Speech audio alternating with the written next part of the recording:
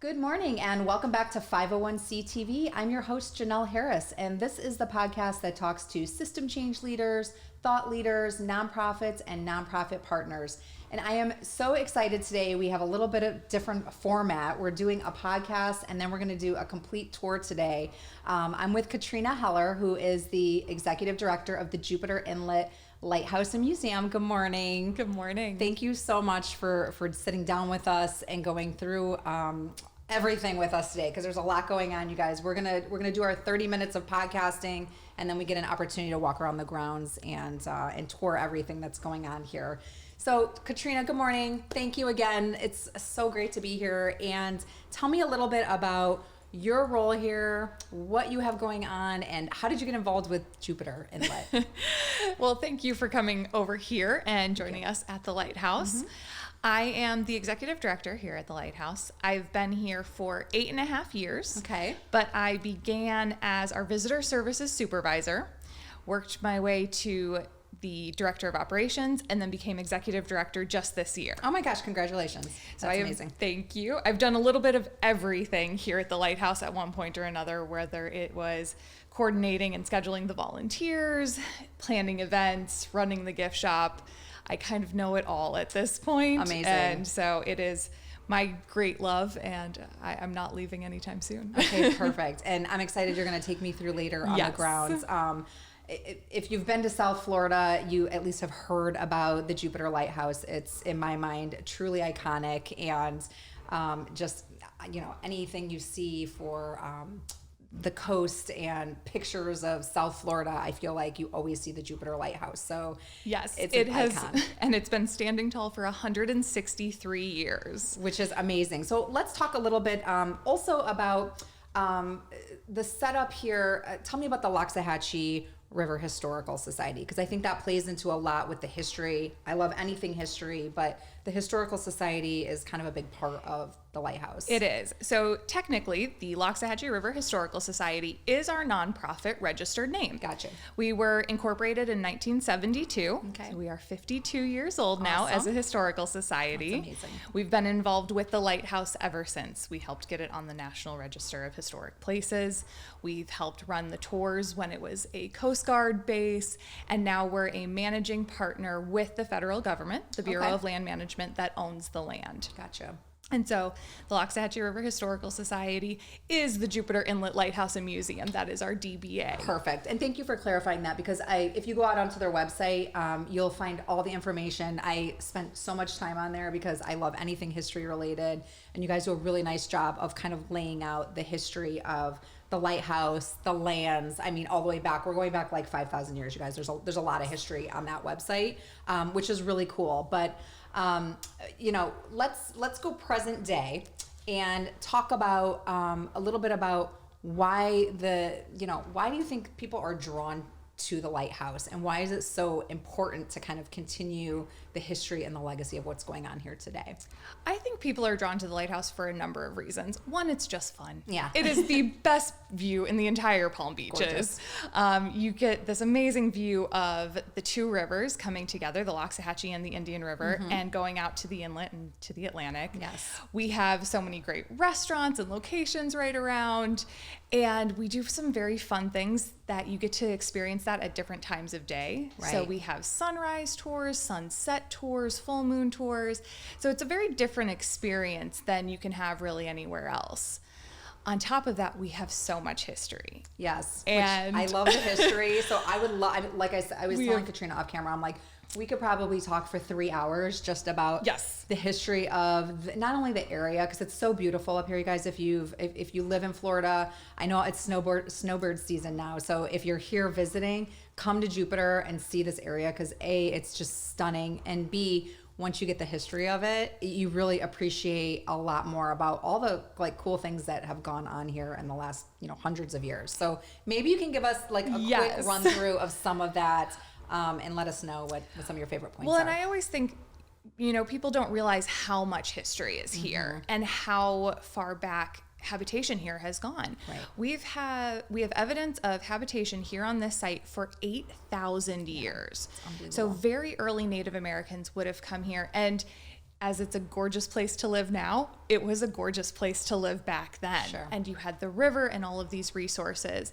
And so we've had this habitation now for 8,000 years, from early Native Americans to more modern Native Americans and Seminoles, to the pioneers, to all 5 branches of the military have at one point been on this site. Which I read about, which is pretty amazing. Some really cool stuff. We have a lot of archaeology that happens here. We have historical research that happens here. And so as a historical society, we really focus on the preservation, protection, and interpretation of all of that history. Got you. So tell me a little bit about the grounds itself. How many, is it acres? It is. Okay, how many acres do we sit on? And tell me some facts about the actual lighthouse itself, because I know there's a ton. Yes. And don't quiz me at the end. This land is congressionally designated as an outstanding natural area. Okay. Which means it is 120 acres of protected land that will not be developed, that has numerous protected or rare species of plants, of wildlife. And so it's protected congressionally by the Jupiter Inlet Lighthouse Outstanding Natural Area Act from 2008. That's a lot. It is. It's a lot to remember. And so the land itself is owned by the Bureau of Land Management. Okay, gotcha. They're like a sister to the National Park Service. So it's a public land. And then the Loxahatchee River Historical Society is named in the legislation with them as a managing partner. Gotcha. And we have other partners on site who do fantastic work. So the Loxahatchee River District and the River Center do a lot of work here with river quality control testing and water testing. Awesome. The Nature Conservancy that works out of Blowing Rocks is a partner here. The Florida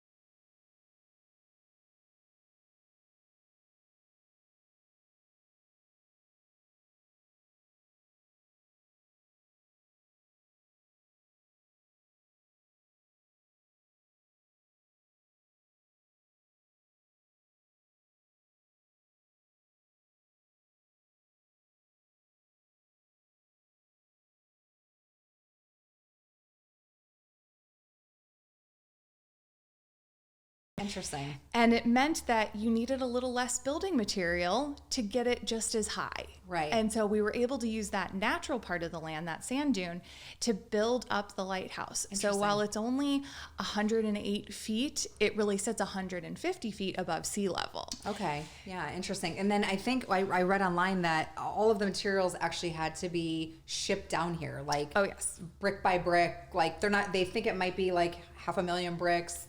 Nobody really knows because there's no record of it. But all the materials were brought down from the Northeast to get this done, which I also think is amazing. Yes. Like, it's a really cool story. In the mid 1800s. Correct. Yeah. Just a small little feat there. And so it was first lit on July 10th, 1860. Okay. So July 10th is our birthday, and we usually celebrate it every year with a fun history day. Okay.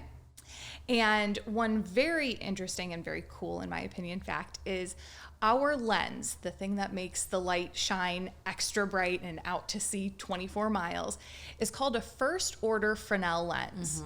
There are only 13 of those left working in the entire country. Which is really cool. And I was reading about the Fresnel lens again, because, it's just what I do in my spare time is read about lenses. But the Fresnel lens is actually really cool because it was so ahead of its time back then that later on, things like headlights in your car, lighting that you have in your home, it really was ahead of the game and ahead of its time for technology and advancements that came later on, which I think is really cool. So that's still in operation. It's still today. in operation, except for the fact that right now it is protectively wrapped. Okay. I'm not sure if you've noticed, but the light has not been shining at night right now.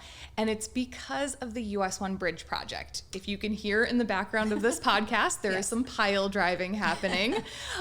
We are right next to the US 1 bridge. And with the new bridge construction, all of that pile driving, we're being extra cautious. So we have vibration monitors inside the lighthouse, making sure they're still within acceptable levels. But we have protectively wrapped that lens because it's irreplaceable. Absolutely. Yeah. And I think that's so cool. And, just going back, if you think about all the technology the boaters and, you know, everyone on the waterways today has, you have to remember, like, there was nothing else back then. So, you know, to have, you know, anywhere in the country, I think people are just drawn to a lighthouse because there's just, you know, they've got like an aura about them that's pretty cool. And I think they've come to mean hope. And home. And it was a place and a way to guide sailors home. Yeah, which is so cool. And especially, I mean, again, like we could go on and on forever about the history. But I also, so go on their website. All the history is there. You guys have some amazing staff here as well. We do. If you guys come on site to visit, you know, again, check the website because there's all kinds of events where you can come and like listen in and get all of those like history lessons and tours and things like that specific to the history. But one thing I think is really cool is, you know, I love history. I always want my kids to learn about history. I think you guys also have the same mindset here that it's important to you to keep that going for the next generation. Definitely. So tell me a little bit about some of the programs that you guys do here for schools and young children to kind of keep them. Our program and education department is really at the center of our operations here. And so our biggest part of that is our 4th grade field trips. The 4th graders, that's when you learn Florida history. Yes. And so we welcome all of the 4th grade students from the area to come and get their full history tour and climb the lighthouse. But how many steps is that again? It's 105 stairs. It's just 105 stairs. Just 105, not too bad. But the 4th graders is really wonderful. We have a group of wonderful volunteers and volunteer docents that are former teachers that know the history, that learn that tour and can impart that wisdom onto our 4th graders and get them excited about their Florida history. Absolutely. We also have different programs for multiple age groups. On the 3rd Saturday of the month, we have our story time for preschoolers. We have this beautiful Seminole chickie. It looks like a tiki hut, but it's called a chickie. Oh, so fun. And we do a story and a craft for the preschoolers once a month. We have dedicated homeschool days. So our homeschool students that are in the community can come and get a tour, but also do some different learning activities throughout the site. And so each month has a different theme. And then our Lighthouse Explorers Club is the 2nd Saturday of the month. That is a little bit similar to the homeschool morning where we have a different theme each month. But students or families can just come in, do a craft, get a little bit more information, have an activity, see the site, and learn about a different part of our history. We have so much here that we can't fit it all into just one tour. Yes, I totally get that. And then we just launched this past year daily specialized tours. And so I believe it's Tuesdays. We have our native plants of the ONA tour. Cool. We have a military history tour, a lighthouse keepers tour, and an archaeology and Native American tour. So each day there's something going on. It's remarkable. And also one thing I want to note is that it's not like you just pull up here and there's a lighthouse and then you climb lighthouse Correct. And go home. So there's a lot going on around here. So maybe you can kind of, and we'll walk through later. But yes, we'll walk through it all. But we have the Tyndall Family Pioneer House, which is the oldest home in Jupiter, just not in its original location. Okay, interesting. So it's a house from 1892 that we picked up on a flatbed truck and moved here for preservation about 12 years ago. So cool. But it's really neat. It's a museum exhibit now that people can walk through, that it's fully furnished in the style and time period. We have the Seminole chickie. We have a native plant garden and pathway. We have our lighthouse keepers workshop that talks about the different lighthouse keepers and the construction of the lighthouse. And we have our beautiful ficus tree where we have weddings and twilight yoga and different events throughout the year. I think that's probably one of my favorite, like the pictures that I see. Yes. This thing is stunning. We'll get to look at it later, I'm sure. But there was some discussion too. Didn't some people think that it was a banyan? We call it a Florida banyan. Okay. It looks like a banyan, and so it's easier for people to understand that we call it the Florida banyan. Technically, it's a ficus tree. Okay, got you. Interesting. Awesome. So my point is that you can come here, you know, with yourself or your family and really make a day out of it because it is beautiful. There's like tons of just natural paths and things that you can walk around here. Does it back up to a state park, or is that part of you guys? So that's part of it. So the public lands with the Bureau of Land Management, they have nature paths. So coming off of Beach Road, you can access paths to the north and south of Beach Road. Gotcha. So those are... they're fenced off from what we call historic corridor. So while you need a ticket to come on this side and climb the lighthouse and see those exhibits, those nature trails are all open to the public, dawn to dusk every day, and they're gorgeous and a really nice way just to spend a day, especially this time of year when it's cooled down a little bit. Absolutely. That's so wonderful. So I'm sure it takes a lot of volunteers, employees, and a lot of backing from the community to run an operation like this, right? Yes. Our volunteers are our backbone. We have over 100 active volunteers who do everything from help in the gift shop cashiering, to welcoming guests on site, to leading those fourth graders throughout, to being at the top of the lighthouse, to helping with events. They really help us with everything. We have a fairly small staff. We only have 9 full-time and 4 part-time people, but the volunteers are really what keeps us open. And many of them have been here for years and years and years, and we wouldn't be able to be where we are without them. Yeah, that's great. If people want to volunteer, are there specific, I mean, I'm sure we'll talk about the events here in a minute, but when you have events coming up, are there opportunities for people to come in and just help out with a specific event that you would need? Yes. Okay, good. Yes. Most of the time, we love to get them involved even more. Absolutely. And have, a regular shift. The high school volunteers, we sign off on their hours for Bright Future scholarships. Awesome. And we also do a summer internship program. Okay. So if you've been volunteering here for the school year, you can apply during the summers to become a paid intern. Really awesome. And so we've sent a lot of kids off to some very wonderful colleges over the years after doing many volunteer hours here at the Lighthouse. Awesome. So a lot of opportunities. You can check that out online as well. So we're getting in towards the end of the year here. Yes. Let's talk about some of the important events that you have coming up, and also, just things you do throughout the year and why they're so important, because obviously you need the support of the community and your sponsors to keep everything going and be able to offer such a beautiful property like this. So let's talk about some of those. Perfect. So let's start with events. Okay. We have a very cool new event coming up on Sunday, December 17th. Okay. It is our Holiday Extravaganza Grinchmas edition. Oh boy. And so this year we have local artists and vendors for holiday shopping. We're going to offer family holiday portraits in front of the lighthouse. Oh my goodness. Different crafts for kids, a toy drive with little smiles, climbs of the lighthouse, and then we're going to cap off the event with a showing of The Grinch. Oh, so fun. On the lawn. We have a giant blow-up movie screen that we can set right next to the water. And so bring a lawn chair, set up. We're going to have some food trucks, grab some dinner, and hang out with us for the evening. And when does that run? What time is that? From noon until 8. Okay, perfect. The movie will begin at about 6 o'clock. Okay, awesome. Definitely have to check that out. Yes, tickets are available on our website. Okay, we should have some available day of, but we always encourage buying in advance. That's so awesome. So that's new. So check that out, December 17th. And then what are some of I know you guys do a family adventure day. Yes. So tell me about that. Family Adventure Day is coming up quick. It's Saturday, January 20th.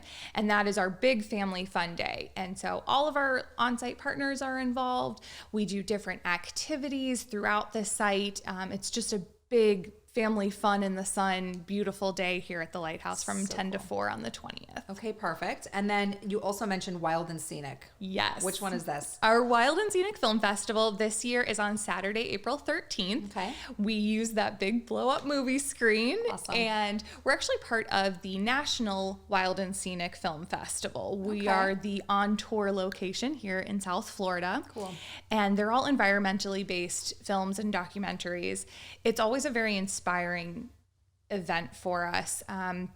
Again, people bring their lawn chairs and set up, and these films that were created and selected by the Wild and Scenic Film Festival are really heart-wrenching, heartwarming, all about our environment, especially when we look out and see our own wild and scenic river, the Loxahatchee, right next to us. Yeah, and I love that because I think it has a lot, when you talk about conserving, you know, all of our resources and all the natural stuff in South Florida, especially. It's important that people know that, and they understand some of the perils and things that are going on around them. So I think that's really cool. I've not been here for that, but I will put that one on my calendar. That one's amazing. And then, like you said, there's so many events that you guys have. I mean, daily, your daily calendar. Daily programs and weekly programs. And then we just finished our one fundraising event of the year. It's called Rendezvous at the Light. Okay. It's always mid-November. And this year it was a beautiful event. It's like our outdoor cocktail party and Taste of Jupiter. We had 18 local restaurants participating. So cool. A silent auction, live music. It was very fun. And that all helps us raise much needed funds for general operations and especially for our education and program department so that they can keep putting on these other and more special kids and family programs. Yeah, I think it's so important. Any other events that you want everyone to know about while we're talking? I would say keep an eye on our website. Yeah. We're always developing and creating new ideas and new events. And so as soon as we have something more finalized, we'll put it on the website. Okay, awesome. Perfect. So, you know, while we're wrapping up here, because we're going to go do a tour and walk around the grounds, why do you think this area specifically is so special? Because people are just drawn. Jupiter in itself is like one of my favorite parts of Florida, but why do you think the lighthouse and the grounds everyone is just so drawn to it? What do you think it is about it? I like to call it our version of Central Park. Okay. That it's just this beautiful, natural, protected space where so much of our town and our state is becoming developed, that this is just a gorgeous place that you can come back and really get back to nature, get back to our history, and have this experience here that you can't really have anywhere else. Yeah, I think I would agree with you. It's when I come here, I feel like it's just peaceful. That's the word I think of. It's like kind of a sanctuary away from, you know, all the craziness of South Florida. So, Katrina, thank you so much. This is so amazing. And like I said, if you haven't been up here, I'm sure you've at least driven by anywhere in Jupiter. You kind of get a little peek of the lighthouse, and it's like, oh, it's like super exciting when you get a glance of it from the waterways. Obviously, you can see it, and along a lot of the restaurants that are here in Jupiter. But if you haven't been here, if you're here visiting, stop off in Jupiter, come to the lighthouse, check out the museum, which we'll go take a look at too. Is there anything else you want to leave us with, Katrina, before we go take a walk? We just say thank you to the entire community for your support. It's how we stay open, how we keep creating new programs. And so to all of our donors, our members, our sponsors, our volunteers, the community, just thank you so much. Awesome. Thank you so much. We're going to go take a walk now. And thank you for joining us again here on 501c TV, and a special thank you to Kana House Studios, Wellington's first and only social content creation studio. And we'll see you next time on 501c TV.